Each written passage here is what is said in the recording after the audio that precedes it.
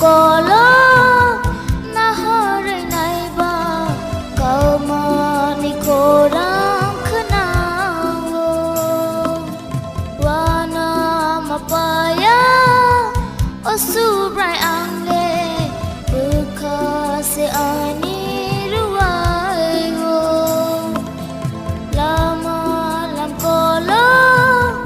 na hari nay ba kau mani korang mapaya osubrai angle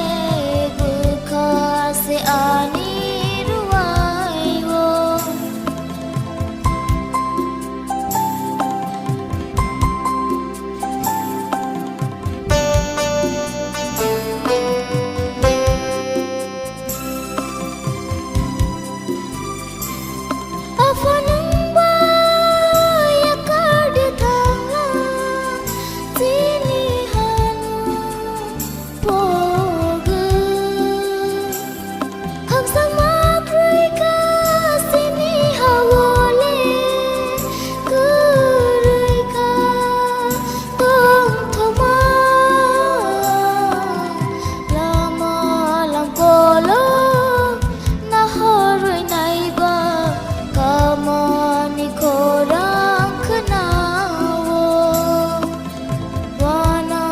mapaya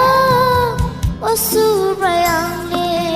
bekas ani ruai wo